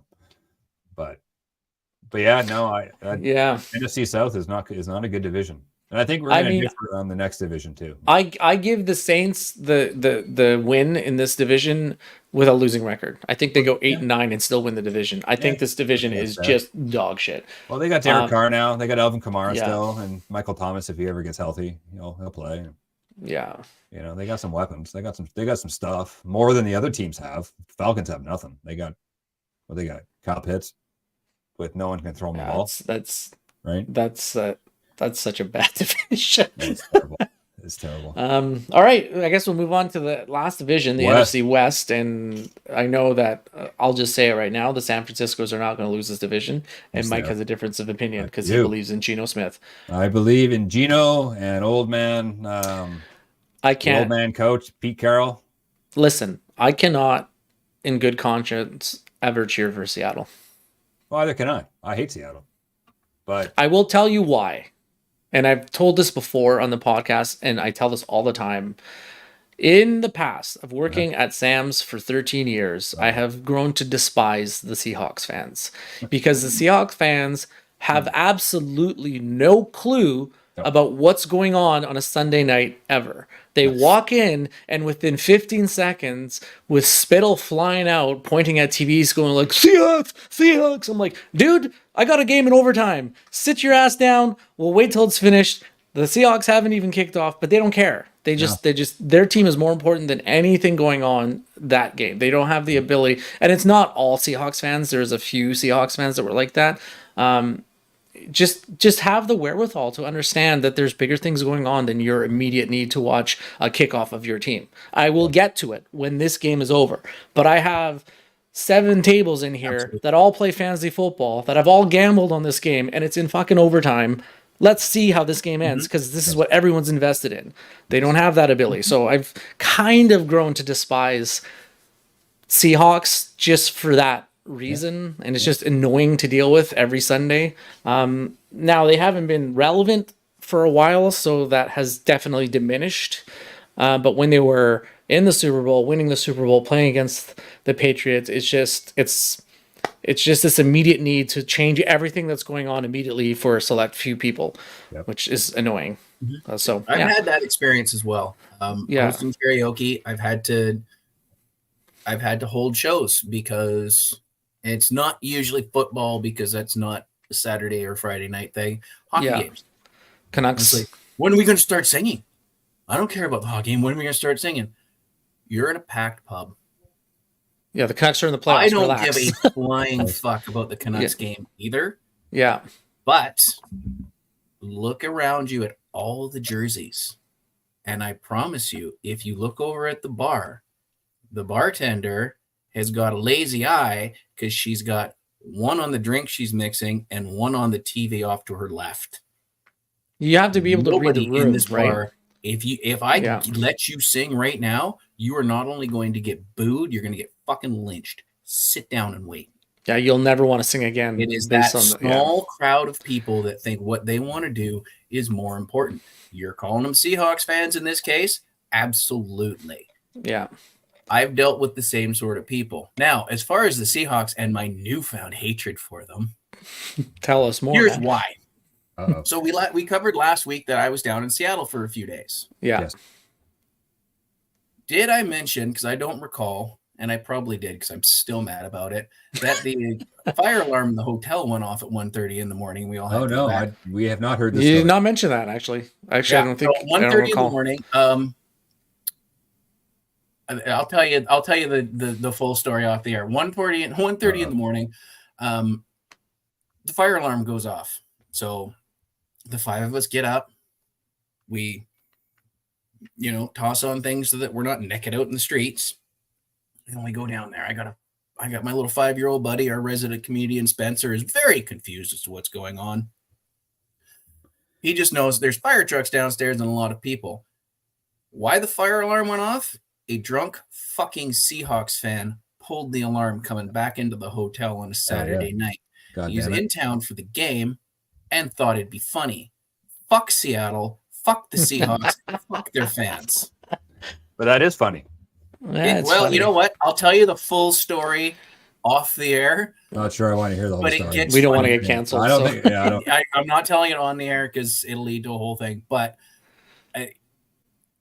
I just funny. Yeah, I just find a lot of Seahawks fans are pretty pretentious with their team, and they don't have the ability to see reason. It's like that with Yankee fans. It's like that with Leafs fans. Mm-hmm. It's somewhat like that with Cowboy fans, but to a lesser degree. It's definitely like that with Man United fans. And I'm a Man United fan, but like when Man United fans come in, it doesn't matter what's on. Their game is more important than anything else. I'm like, you're playing a shit team. I got Barcelona versus Real Madrid, which is like it's a derby. It's two of the best teams, rival teams. It would be the equivalent of like Montreal and Boston going head to head in hockey, right? Like that's a banger of a game traditionally. So yeah, you have to read the room. And it's my job as somebody that runs a bar to be constantly reading the room and seeing what I should be doing, like playing sport wise, right? So and you got 10, 12 TVs up? Yeah. Right? Oh, it's not good enough to put the Seattle game on. You need to put it on in sound. You have to put it on in sound because you're in the. They're not even in the first quarter yet. They haven't kicked off yet. They want to see the pre-game talk. Yeah, and no, it's not happening because, like you said, there's a game in overtime, and that was one moment. Special breed of human that just cannot fathom that they are not more important than the other room. If you walk into a room and you are the only one wearing let's say a Mariners jersey because they're it's October and they're trying to get out of the first round of the baseball playoffs, and it is a bar full of people in Canucks jerseys. You're not getting your fucking baseball game on the big screen. Here's another scenario with Seahawks fans that this actually happened. So Seahawks are on at 1:30. So we're listening to them. At 3 o'clock, I switch it to the CFL on a Sunday. What's the only game on in the history of the CFL on a Sunday? The fucking Grey Cup. We have 4 or 5 large table rezos to come in for the Grey Cup. Still have the Seattle game on. Just turn the sound to the Grey Cup because it's Canada's Super Bowl, and the Seahawks fans are irate. What do you mean? Mm-hmm. What do you mean? What do you mean? It's the Grey Cup. And it's the NFL. You don't have no advertisement that come watch the Grey Cup here. It's probably in those little newspaper advertising slots over the urinals, probably on your front door. It's probably spackled all over. Everybody knows the Grey Cup is Sunday, on that Grey day. Cup Sunday, Grey Cup Sunday. I want to watch the Seahawks. No, you. Yeah. Then go home and watch the Seahawks. So they left. The beer and wine store right there. Take your shit and go home. Well, they got irate, asked for their bill, and then left to go to another pub. And I called the other pub saying, "Hey, are you guys playing the Grey Cup?" It's like, "Yeah." Is it on in sound? They're like, "Oh yeah, of course." I'm just like, "Oh, thank you." So did you not even go, "Hey, just so you know"? No. I wanted them to go to. That's amazing. So I could just imagine them walking in, going, "What the fuck is this bullshit?" But come on, man. Here's my thing: is I would have given the other bar a heads up, like, "Hey, do me a favor. I just had this pack of dipshits leave. They're headed for your bar. They were pissed at mine because I'm doing this same thing you are. Yeah. Don't be influenced by them. Can you do me a solid and fuck with them? And let me know if somebody's headed my way." Yeah. Just like, oh, you wanted rum in that rum and Coke? Sorry. Sorry. right. But like Exactly. patrons need to understand, if you're going to a pub or a live venue to watch a game that's in a scenario where there's multiple sporting events, usually in the same field, but sometimes in another field happening, you may not get 100% what you want in that pub. The classic thing that I always have to deal with when I work Monday nights is in October, when you have football has started, All four started.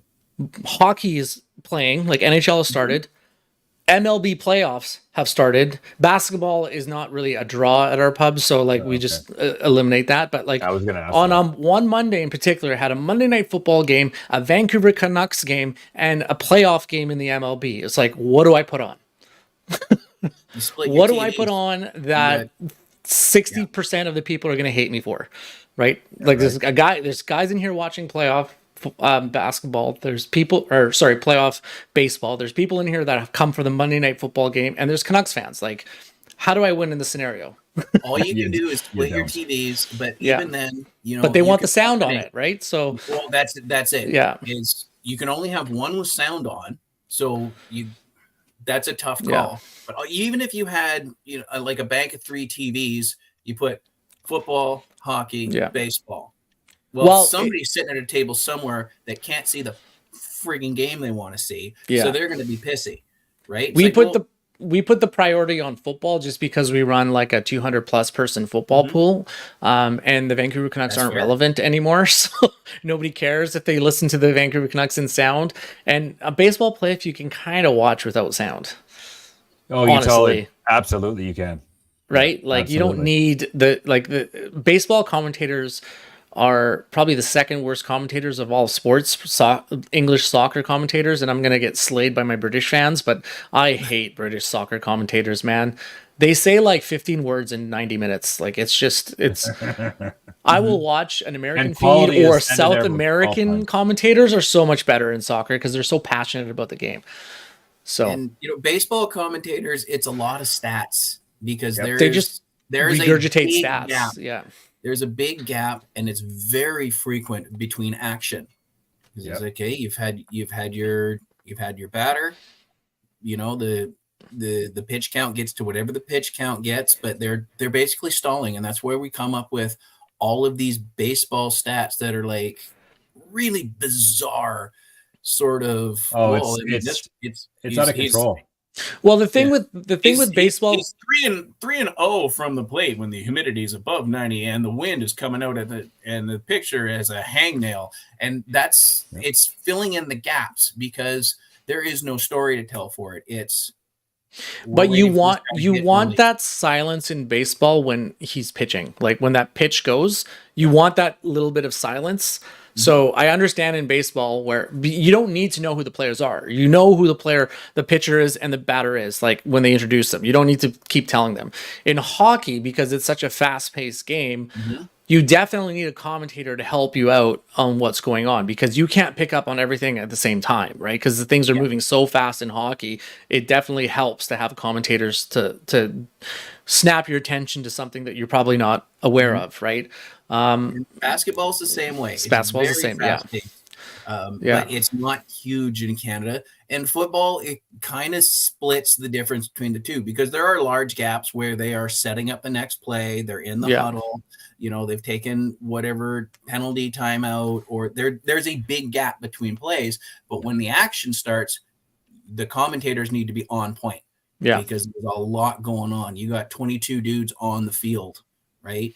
I actually think the hardest commentating in all of sports is hockey commentators because Oh, your mind has to be thinking ahead of the play basically, and it's so fast paced, and you have to know every single player that hits the ice out of 44 players. I think there was 20 some odd players on the bench, Something like that. Yeah. that rotate in. So like 40 plus players, you got to know every single person. But yeah. Anyway, so you have Seattle to finish the division, Mike. Okay, We so take a 15-minute detour let's- to get. Yeah, sorry, I just distracted myself. yeah, Mike's now watching porn. I'm actually playing video games. You son of a bitch. He's starting Baldur's Gate already. He's got No. his bucket Yeah. set. We'll get into Baldur's Gate talk earlier because, we had a really weird pre-show where it was Seb and I talking about something, and Mike is going off into La La Land, and then Mike and Seb talking about something, and I'm off in La La Land. Yeah. But we'll get to all that later on. We are at almost 35 minutes here, so one final question. Are you guys, well, no, two final questions. Are you guys picking your teams for the Super Bowl winners this year?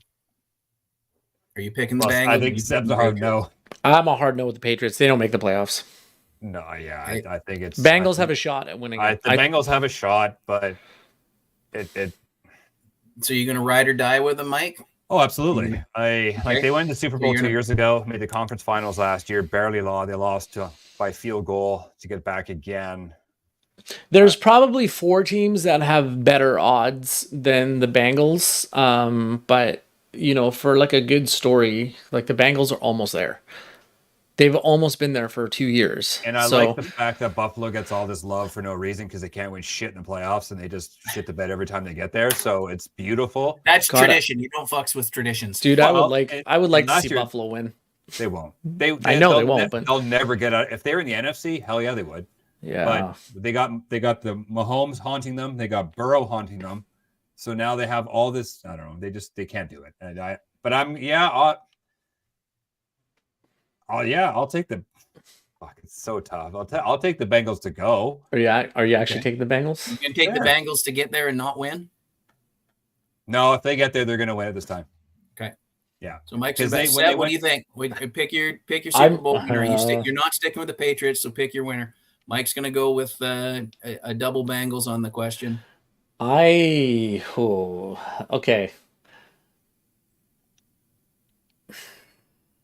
Stuff.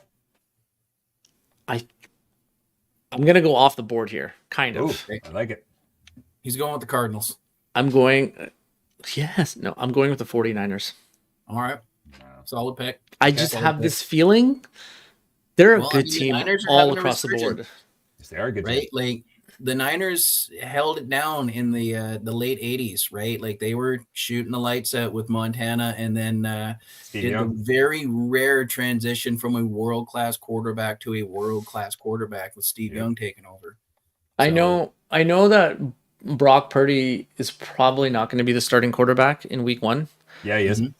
Is he? Yes. Did they go with him? Yeah. Okay. Well, they got nobody else. They traded Trey Lance away, and But they got Brandon Allen. They have Sam Darnold. fuck, give me a break. Come on. No, I think Purdy's the man. He's lost. So there's a potential Tom Brady scenario in. Stop it. There's a potential. There's a potential Tom Brady situation happening in San Francisco, Matt, and I'm not sure you're aware of this, but Brock Purdy got put in halfway through the season last year, and his first game was against the Tampa Bay Buccaneers against Tom Brady, and in his first ever start as an NFL quarterback, he won against Tom Brady, the arguably the greatest quarterback of all time. Whoa. The only game he lost was, I think, the conference final. So he went like 8-0 in his first 8 starts. Yes. And the first game he lost was the second, like the game to get into the Super Bowl. But and when you hand the ball off to Christian McCaffrey and have that defense, hey, listen, and I'll give you your Tom Brady comparison because he was the last player selected in the draft. He is Mr. Irrelevant. He literally was the final player selected. Yeah. And now he's starting for this amazing team. Hey, so the Patriots were an amazing team when Tom Brady started for Drew Brock Bledsoe. Purdy is no Tom Brady. They didn't say Tom Brady was no Drew Bledsoe back in the day either, right? No. So I mean, let's sort of nail down Mike's comment there. Brady is one of those guys. Brady's a Tyson. Brady's a Babe Ruth. Brady's a Gretzky. Brady's a Jordan. Yep. When you're talking top 1%, then there's a few of the names 1%. top Yeah. 1% of the top 1%, and Brady's one of them, right? Yep, like absolutely. you can't. He's Montana. He's Tyson. He's Ruth. He's Nolan Ryan. He's Gretzky. He's Ric Flair. It's the top of the top of the top. and that's filling those shoes at all is difficult. If you can come back in and do half as well, you're going to do very, very well, and we'll see you in the Hall of Fame. Yeah. Purdy, he's good. Don't get me wrong. He's good. He's got the swagger. He's got the confidence. But to put him in the same shoes, in the same building as Tom Brady. Okay, so Tom Brady played one game in 2000. He played, I guess Drew got injured in like the second game or the first or second game of 2001. Mm-hmm. Tom Brady's quarterback rating in his first ever season as a quarterback is 86.5. Yeah. Brock Purdy's quarterback rating in his first season is 107.3. That doesn't mean anything. It's almost 20 points better than Tom Brady in his first. So I'm just saying, I'm not saying he's going to be a Tom Brady, but I'm just saying there's a potential for another elite quarterback born in San Francisco. So, yeah. And let's not kid ourselves. I mean, if you've seen Moneyball, you know that if you look at the stats properly and you take a team and you build around the stats, you may not have guys that are top players, but what one has in spades, another lacks, and what one lacks, somebody else has in spades, and you can make a very, very good team in any sport on any level if you build the Lego properly. Yeah, and I do understand that your quarterback rating is slightly inflated when you play on such a stacked team, when you have a lot of offensive options and you have a great defense to put you in an easier position to succeed when you don't have to force plays from deep in your own end zone, basically. So yeah, it'll be interesting. That's kind of like one thing I'm keeping my eye on is seeing how Brock Purdy starts this season. Yeah. Because it's an interesting thing. Like you literally have, as I said, another Tom Brady scenario here. Yeah, took over last year for Garoppolo, and boom, there you go. To your point, if you have an O-line in front of you, you can be good. Is not letting anybody through. You have all day to pick a target. Yep. All day to find a hole. Let's be real. Every starting quarterback in the NFL, if you give them time, they will find a target. Like they're not, they all know how to thread a needle. They all know how to throw the ball. It's how you do under pressure. Yeah. So, right. Whether they run it, hand it off, or throw it, they'll, if they have the time. Yeah. If their O-line can keep the D-line off of them. Look at me talking like I know something. You do. You're gonna. Well, I mean, I know a little about a lot of things, and that's sort of a deal. Anyways, we are sitting at about an hour 45. So for my thing, I'm gonna back the Jags, as I said, blindly back the Jags because I am a big supporter of the Khan family, and also I will also I'll be backing Fulham football as well, real football, not American egg ball. And so your Fulham team continue to support AEW. So your however, your Fulham team, Matt, has just they beat the Spurs in the first round of the FA Cup last week. So in shootouts, just so you know, so they beat one of the top teams of the FA Cup in the first round. Nice. So there you go. I know less about that than I do about American death. Well, you know. And also, you know, big. I'm going to support the Khan family because I'm that guy. Boys, we managed to run really long on this one. We're almost at an hour 45. We got our NFL preview done. We'll do it. I like how this went. I do too. Yeah, our NHL preview show. I'm going to try and get a ringer on board with us for that show. We'll schedule that one for a few weeks from now. And final thoughts.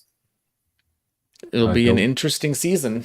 It always is. I'm excited. Yeah. And as far as Super Bowl winners, I'm just going to jump on the bandwagon with my buddy Alex. Go Eagles. Because I don't think the Jags. Okay, so the Jaguars, the 49ers, and the Bengals. I hope the Bengals win. I do, for your sake. Then you can actually be happy for once. No, just kidding. I've only had one sports team I like ever win one thing, and that was 7 years ago now. That was the Cubs when they finally won the World Series, and that was pretty cool. There you go. And then So we'll see. As long as the Bengals don't play the 49ers for a third time in the Super Bowl, because I just don't like that. Because that's bad. Because they lost the other two. So Bad juju. bad juju. Bad Bad juju. juju. Curse you, All right, Jordan. thanks, Bad boys. juju. It's been real. I mean, Yeah. we All right. we sat down. Hang on for the post show. I will tell you the rest of that one story, which we'll get to. Thanks everybody for joining us, whether you've been on Twitch, YouTube, or you're taking us with you on Apple or Spotify. We appreciate all your support. Remember to like, follow, and rate us. 5 stars ain't gonna hurt. 5 stars anybody. help. It'd be cool. It'd be cool. And You can do it. in memory of the greatest game show host ever, have your pets spayed or neutered to help control the pet population. Rest in peace, Bob. Oh, Hey, he almost made it. He didn't go over though. He didn't. Yeah, he was so close to Oh. 100. Oh, Too soon? right. He won- That he won the- happened. he won the that showcase. happened right on the heels of our last show. I mean, we lost Terry Funk, we lost Bray Wyatt. Wyndham Rotunda, Bray Wyatt, and we lost Bob Barker all in the span of like 4 days. I'm like, It's what? like back to back to back. At least Bob. was- No, I think there was a spacer in there. You Yeah, can't feel rest bad in for peace, Bob Barker Barker. though. He's 99. Like, Yeah. how much more of a full life have you lived? Right. Right? He was Yeah. literally older than sliced bread, like Betty White. So Like, Um, actually, Yeah. legitimately. So, All right, sign thanks, us off, boys. We'll Matt. be back next week. Thanks for tuning in. Remember to join the live chat on Facebook or Twitch. And I think Mike said it best. Remember to spay or neuter your pets. there you go.